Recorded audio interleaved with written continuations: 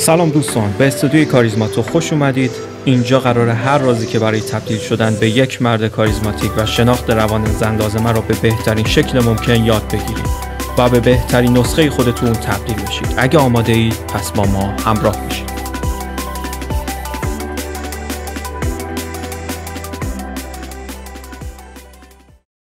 اصلا چرا لازمه که کاریزماتیک بشیم و روان زن رو بشناسیم؟ شاید همین ابتدا این سوال ذهن شما رو درگیر کنه که آیا ارزش داره که روی این مسئله وقت بذارم؟ اول اینو بگم که کمتر از 1% مردای جامعه، حالا چه توی ایران چه توی خارج ایران، کاریزماتیکن و از روان و رفتار زنها آگاهن. یعنی از هر 100 نفر فقط 1 نفر. حالا شما با یادگیری این موارد چیزی رو به دست میارید که 99% افراد جامعه اونو ندارن. حالا وقتی به دستش میاری چی میشه؟ یکیش میشه همین موضوع. داشتن این اطلاعات باعث میشه که اعتماد به نفس شما افزایش پیدا کنه، چون شما جزء اون 1% میشین. مورد بعدی انتخاب‌های بهتره. میتونید انتخاب‌های بهتری رو داشته باشید و اینکه دیگه لازم نیست برای تحت تاثیر قرار دادن زنی انرژی بیهوده و اضافی صرف کنید. و مورد دیگه این میشه که از دعواهای بیهوده جلوگیری میشه و پارتنر یا زنتون بهتون دیگه خیانت نمیکنه. و همینطور که میدونید علت خیانت کردن اینه که مرد نمیتونه نیازهای اساسی زن رو برطرف کنه و حتی اگه درآمد خیلی کمی هم داشته باشین بازم میتونید دختر مورد علاقتون رو جذب خودتون کنید. مثلا محمد عاشق یک دختر زیبا از قشر مرفه جامعه به نام سارا میشه که توی یک دانشگاه هر روز همدیگر رو میبینن، ولی چون محمد اطلاعات کافی در زمینه جذب زنان رو نداره، از هر کاری که سارا رو خوشحال کنه دریغ نمیکنه. توی پروژه های دانشگاه بهش کمک میکنه، نزدیک در دانشگاه منتظر سارا میمونه، هدیه‌های گرون قیمت برای اون میخره و مدام از ظاهر سارا تعریف میکنه و علاقه‌ش رو به سارا ابراز میکنه.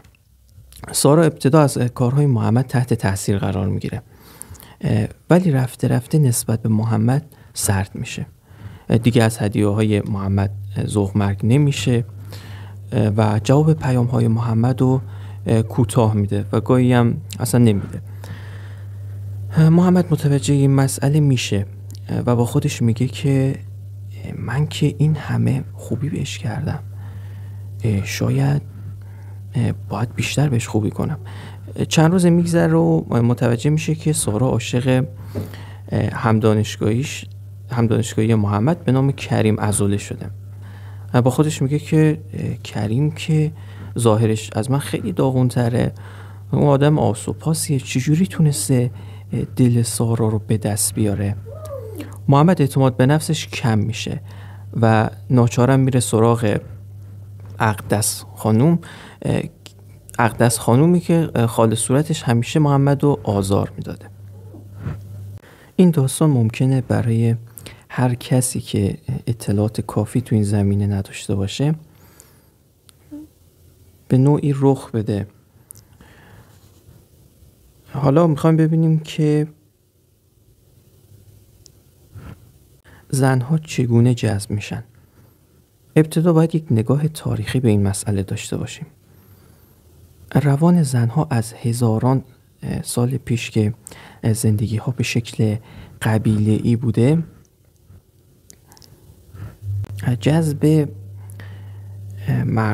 مردانی می شده که نیرومند و پر انرژی بودن و از سلامت و قدرت جسمانی کافی برخوردار بودن. مردانی که شکارچیان ماهرتری بودن و میشه گفت که جنگجوهای قویتری هم به حساب می آمدن، مورد توجه زنان قبیله قرار می گرفتن. اون زمان هم مردانی که این ویژگی ها رو داشتن کم نبودن و و همه چیز خوب بود تا اینکه تحولات بزرگ در اواخر قرن 18 میلادی میشه حدود سال 1760 شکل گرفت و انقلاب صنعتی آغاز شد. قبل از انقلاب صنعتی کار و زندگی خانواده اغلب در یک مکان مثل مزرعه یا کارگاه انجام میشد. ولی بعد از صنعتی شدن دیگه مردان مجبور بودن برای کار به کارخانه ها و شهرها برن. این تغییر باعث شد که مردان بیشتر به عنوان نانآور خانواده شناخته بشن، در حالی که زنها مراقبت از خانه و فرزندان رو به عهده داشتن و همین باعث شد که نقش مردان در تربیت فرزندان کمرنگ بشه و فرزندان از اون ویژگی‌های مردانه‌ای که نیاز بود از پدران خود دریافت کنن محروم بشن.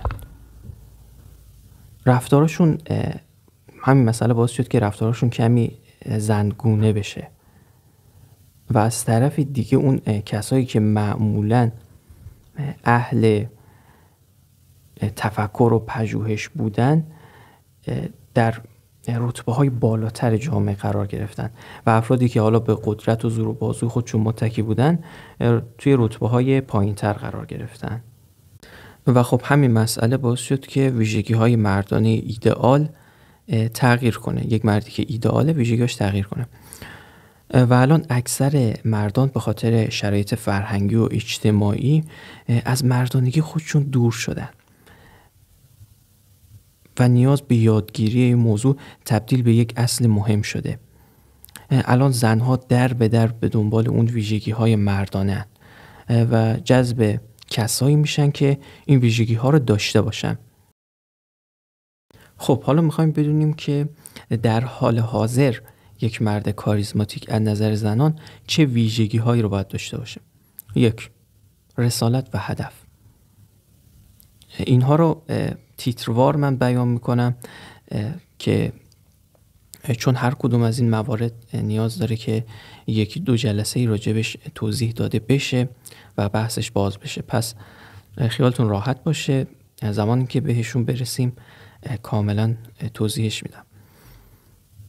مورد دوم ظاهره که شامل قیافه و چهره، هیکل و تیپ و استایل میشه.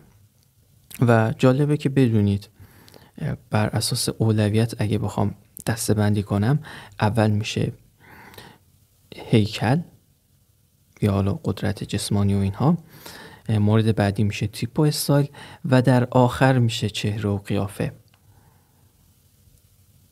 یعنی چهره و قیافه توی رتبه های پایین تری قرار میگیرن. مورد بعدی اعتماد به نفس یا عزت نفسه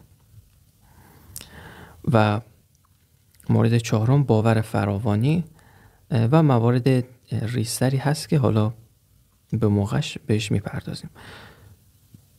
بحث دیگه شامل تکنیک ها هستش. تکنیک هایی مثل پوش پول، استورتلینگ، ایجاد کنجکاوی و موارد این چنینی. خب ممکنه براتون این سوال پیش بیاد که اصلا من کیم و آیا صلاحیت آموزش این دوره رو دارم؟ اجازه بدید که خودم رو معرفی کنم.